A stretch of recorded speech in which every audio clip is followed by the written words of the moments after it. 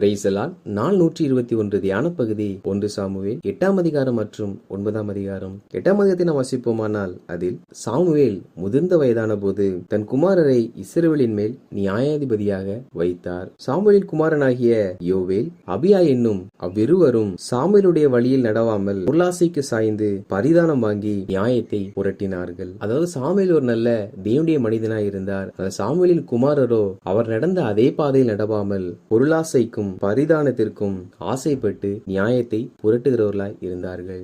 தேவ பிள்ளைகளாகிய நாம் நம்முடைய பிள்ளைகளை நாம் சரியான பாதையிலே வளர்க்கிறவர்களாய் காணப்பட வேண்டும்.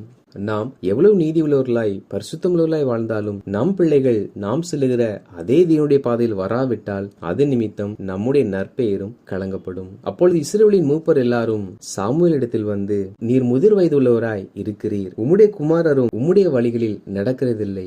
ஆகையால் சகல ஜாதிகளுக்குள்ளும் இருக்கிறபடி எங்களை நியாயம் விசாரிக்கிறதற்கு ஒரு ராஜாவை ஏற்படுத்த வேண்டும் என்பதாக கேட்டார்கள். இஸ்ரவேல் ஜனங்கள் சொன்ன இந்த காரியமானது சாமுவேலுக்கு தகாததாக காணப்பட்டது. எனவே சாமுவேல் கர்த்தரை நோக்கி விண்ணப்பம் பண்ணுகிறார். அப்பொழுது கர்த்தர் சாமுவேலிடத்தில், ஜனங்கள் உன்னிடத்தில் சொல்லுவது எல்லாவற்றிலும் அவர்கள் சொல்லை கேள். அவர்கள் உன்னை தள்ளவில்லை, நான் அவர்களை ஆளாதபடிக்கு என்னை தானே தள்ளினார்கள். நான் அவர்களை எகிப்திலிருந்து புறப்பட பண்ணின நாள் முதல் இந்நாள் மட்டும் அவர்கள் என்னை விட்டு வேறு தேவர்களை செய்வித்து வந்த தங்கள் எல்லா செய்களின்படியும் செய்தது போல அவர்கள் உனக்கும் செய்கிறார்கள். இப்போதும் அவர்கள் சொல்லை கேள். ஆனாலும் உன் அபிப்பிராயத்தை காட்டும்படி அவர்களை ஆளும் ராஜாவின் காரியம் இன்னது என்று அவர்களுக்கு திடசாட்சியாய் தெரியப்படுத்து என்றார். அதாவது இஸ்ரவேல் ஜனங்களை எல்லா தேசத்தரை போல ராஜா ஆளவில்லை. கர்த்தர் தாமே அவர் தெரிந்து கொண்ட தீர்க்கதரிசிகள் மூலமாக நியாயாதிபதிகள் மூலமாக நியாயத்தை தெரிவித்து கர்த்தரை நடத்தி வந்தார். ஜனங்களோ எங்களுக்கும் ஒரு தேசத்தாரை போல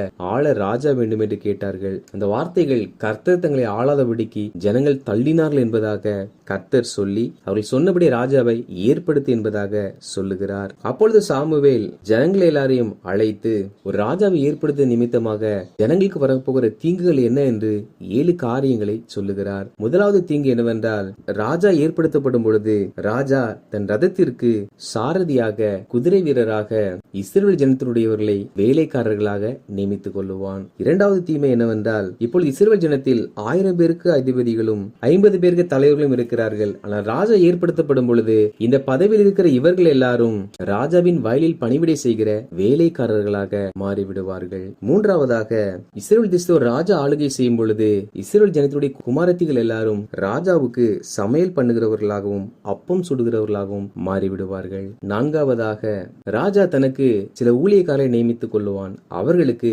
சம்பளம் கொடுக்க வேண்டும். அதற்கு அவன் என்ன செய்வான் என்றால், ஜனங்களுடைய நல்ல வயல்களையும் நல்ல திராட்சை தோட்டங்களையும் நல்ல ஒலிவத் தோப்புகளையும் தனக்காக எடுத்துக் கொள்ளுவான். ஐந்தாவதாக, ராஜா தனக்கு பணி செய்கிற எல்லாருக்கும் அவள் தேவையானவைகளை கொடுக்க வேண்டும். அதற்கு அவன் என்ன செய்வான் என்றால், ஜனங்கள் கரத்திலிருந்து தானியத்திலும் திராட்சை ரசத்திலும் தசமபாகத்தை வாங்கிக் கொள்ளுவான். ஆறாவதாக, ராஜா தனக்கு வேலைக்காரர்கள் வேண்டும் என்பதற்காக இஸ்ரவேல் ஜனங்களுடைய வேலைக்காரரையும் திறமையான வாலிபர்களையும் தன்னுடைய வேலைக்காரர்களாக எடுத்துக் கொள்ளுவான். ஏழாவதாக, இஸ்ரவேல் ஜனங்கள் ராஜாவுக்கு வேலைக்காரராக மாறிவிடுவார்கள். இதுவே இஸ்ரவேல் ஜனத்தின் மேல் ராஜா ஏற்படுத்தப்பட்டால் வரும் விளைவுகள் என்பதாக சாமுவேல் சொல்லுகிறார். மேலும் சாமுவேல், நீங்கள் தெரிந்து கொண்ட ராஜாவின் நிமித்தம் அந்நாளிலே முறையிடுவீர்கள், ஆனாலும் கர்த்தர் அந்நாளிலே உங்களுக்கு செவி கொடுக்க மாட்டார் என்பதாக சொன்னார். அதாவது ராஜாவை ஏற்படுத்த வேண்டும் என்று கர்த்தர் சொல்லவில்லை, ஜனங்களாக விரும்பி கேட்டுக்கொண்டார்கள்.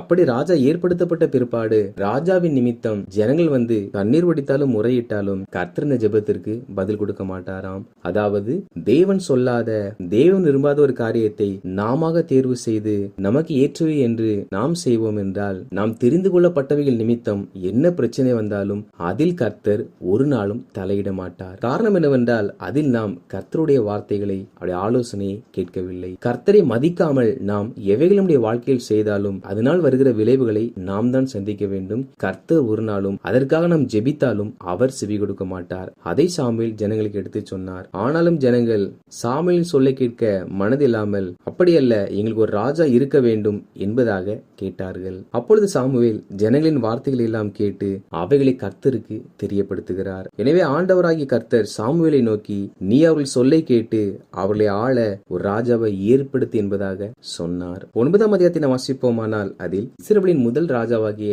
சவுல் தேர்ந்தெடுக்கப்படுவதை குறித்து நம்மால் வாசிக்க முடியும். பென்யமீன் கோத்திரத்தில் கீஸ் என்னும் பேருள்ள ஒரு மகா பராக்கிரமசாலியான ஒரு மனுஷன் இருந்தான். அவன் குமாரனுடைய பெயர் சவுல். இஸ்ரவேல் புத்திரரில் அவனை பார்க்கிலும் சௌந்தரியவான் இல்லை. எல்லா ஜனங்களும் அவன் தோள்களுக்கு கீழா இருக்கத்தக்கதாக சவுல் உயரமுள்ள ஒரு மனிதனாய் இருந்தான். சவுலின் தகப்பனாகிய கீசுடைய கழுதைகள் காணாமல் போனது. எனவே அவர் தன் குமாரனாகிய சவுலை அழைத்து, வேலைக்காரில் ஒருவனை கூட்டிக் கொண்டு கழுதையை தேட புறப்பட்டு போ என்பதாக சொல்லி அனுப்புகிறார். அப்படியே சவுலும் அந்த வேலைக்காரன் ஒருவனும் எப்ராயிம் மலைகளில் சலிஸ்டா நாட்டை கடந்து போனார்கள். அங்கே அவைகள் காணப்படவில்லை. சாலிம் என்னும் நாட்டை கடந்தார்கள். அங்கேயும் அவர்களால் காண முடியவில்லை. சூப் என்னும் நாட்டிற்கு வந்தார்கள். அங்கேயும் காண முடியவில்லை. அப்பொழுது சவுல் கழுதையின் மேல் உள்ள கவலையை விட்டு நமக்காக அவர்கள் கவலைப்படாதபடிக்கு நாம் திரும்பி போவோம் வா என்பதாக தன் வேலைக்காரனிடத்தில் சொல்லுகிறான். ஆனால் வேலைக்காரனோ, இதோ இந்த பட்டணத்திலே தேவனுடைய மனுஷன் ஒருவர் இருக்கிறார். அவர் பெரியவர். அவர் சொல்லுகிறதெல்லாம் தப்பாமல் நடக்கும். அங்கே போவோம். ஒருவேளை அவர் நாம் போக வேண்டிய நம்முடைய வழியை நமக்கு தெரியப்படுத்துவார் என்றான். அதாவது தங்களுக்கு வழி இல்லாத நேரத்தில் அவர்கள் தேவ மனிதனுடைய உதவியை நாடினார்கள். தேவ பிள்ளைகளாகி நாமும் கூட நமக்கு பாதை தெரியாவிட்டால் தேவ ஊழியக்காருடைய ஆலோசனையை நாம் கேட்க வேண்டும். காரணம், அவர்கள் தேவனுடைய ஸ்தானாதிபதிகளாக தேவனுடைய ஆலோசனைகளையும் பெற்று நமக்கு வெளிப்படுத்துவார்கள். அப்பொழுது சவுலும் அந்த வேலைக்காரனும் பட்டணத்துக்கு சென்ற பொழுது அங்கு தண்ணீர் எடுத்து வர பெண்களை கண்டு ஞான திருஷ்டிக்காரன் இங்கு இருக்கிறாரா என்பதாக விசாரித்தார்கள். அதற்கு அவர்கள், இருக்கிறார், தீவிரமாய் போங்கள், இன்றைக்கு ஜனங்கள் மேலையில் பலியிடுகிறபடியினால் இன்றைய தினம் பட்டணத்திற்கு வந்தார் என்பதாக சொல்லி, நீங்கள் பட்டணத்திற்குள் பிரவேசித்த உடனே அவர் மேடையின் மேல் போஜனம் பண்ண போவதற்கு முன்னே அவரை காண்பீர்கள். அவர் வரும் மட்டும் ஜனங்கள் போஜனம் பண்ண மாட்டார்கள். பலியிட்டதை அவர் ஆசீர்வதிப்பார். பின்பு அழைக்கப்பட்டவர்கள் போஜனம் பண்ணுவார்கள். உடனே பாருங்கள், இந்நேரத்திலே அவரை கண்டுகொள்ளலாம் என்பதாக சொன்னார்கள். இதில் பலியிட்டதை ஆசீர்வதித்த பிற்பாடுதான் போஜனம் பண்ணுவார்களாம். அதாவது உணவு வருவதற்கு முன்பாக ஜெபிக்கிற ஒரு நல்ல பழக்கத்தை நம்மால் இதில் பார்க்க முடியும். தேவ பிள்ளைகளாகிய நமக்கு அன்றாடம் ஆகாரத்தை தேவன் தருகிறார். எனவே ஆகாரத்தை எடுத்து வைத்தவுடன் நாம் அனைவரும் கண்களை மூடி ஒரு நிமிடம் கர்த்தருக்கு நன்றி சொல்லி அந்த ஆகாரத்தை நாம் புசிக்கிறவர்களாக காணப்பட வேண்டும். அப்படி சவுலும் அந்த வேலைக்காரனும் செல்லும் பொழுது சாமுவேல் சவுலை பார்த்தார். அப்பொழுது கர்த்தர் சாமுவேலிடத்தில், இதோ நான் உனக்கு சொல்லியிருந்த மனுஷன் இவனே, இவன்தான் என் ஜனத்தை ஆளுவான் என்பதாக கர்த்தர் சொன்னார். அதாவது சவுல் வருவதற்கு ஒரு நாள் முன்னமே கர்த்தர் சாமுவேலிடத்தில், நாளைக்கு நேரத்தில் பென்யமீன் நாட்டானாகிய ஒரு மனுஷனை உன்னிடத்தில் அனுப்புவேன். அவனை என் ஜனமாகிய இஸ்ரவேலின் மேல் அதிபதியாக அபிஷேகம் பண்ண கடவாய். அவன் என் ஜனத்தை பெலிஸ்தரின் கைக்கு நீங்களாக்கி ரட்சிப்பான் என்பதாக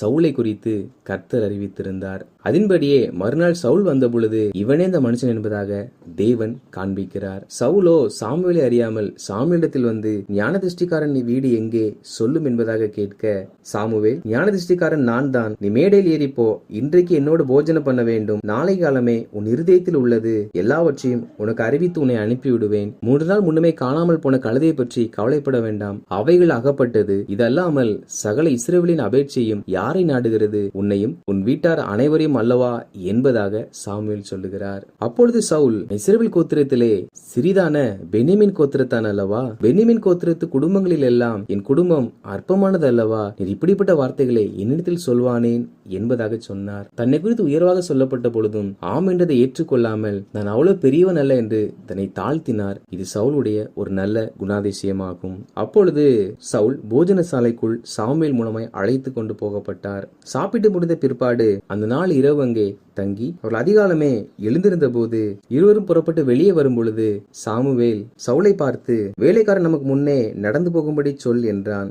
அப்படி வேலைக்காரன் முன்பாக நடந்து போகும் பொழுது சாமுவேல் சவுலை பார்த்து, நான் தேவனுடைய வார்த்தையை உனக்கு தெரிவிக்கும்படி நீ சற்று தரித்து நில் என்பதாக சொன்னார். நாமும் கூட தேவன் பேசுகிற வார்த்தைகளை கேட்க வேண்டும் என்றால் நாம் தேவ சமூகத்தில் தரித்து நிற்கிறவர்களாய் காணப்பட வேண்டும். நாம் சில அதிகாரங்கள் வாசித்து வேதத்தை மூடி வைத்து சென்று விட்டோம் என்றால் ஒரு நாளும் தேவன் பேசுவதை நம்மால் கேட்க முடியாது. தேவனுடைய வார்த்தைகளை நாம் பெற்றுக்கொள்ள வேண்டும் என்றால் அதற்கு நாம் அவர் சமூகத்தில் காத்திருந்து அவரோட நேரத்தை செலவழிக்க வேண்டும். அப்படி நாம் தேவ சமூகத்தில் தரித்து நிற்போம் என்றால் நிச்சயமாக கர்த்தர் நம்மோடு பேசுவார். கர்த்தருடைய வார்த்தை நம்மை சரியாய் வழிநடத்தும். வாசித்த இந்த அதிகாரத்தின்படி கர்த்தருடைய ஜனங்களாகிய நாம் பிள்ளைகளை சரியான பாதையில் நடத்தி நம் வாழ்க்கையில் நம்மால் மேற்கொள்ள முடியாத பிரச்சனைகளுக்கு ஊழியக்காரத்தை அறிவித்து தேவ ஆலோசனையை நாம் பெற்றுக்கொண்டு நம்மை குறித்து பிற பெருமையாய் சொல்லும் பொழுது ஆம் என்று நாம் அந்த பெருமையை ஏற்றுக்கொள்ளாமல் நம்மை முற்றிலும் தாழ்த்தி தேவனுடைய ஆலோசனை பெற்றுக்கொள்ள அவருடைய வார்த்தையை பெற அவர் சமூகத்தில் தரித்து நிற்போம். நிச்சயமாக கர்த்தர் ஏற்ற வார்த்தைகள், ஏற்ற ஆலோசனைகள், ஆசீர்வாதங்கள் எல்லாவற்றையும் கொடுத்து நம் தலைகளை உயர்த்துவார். ஆமேன்.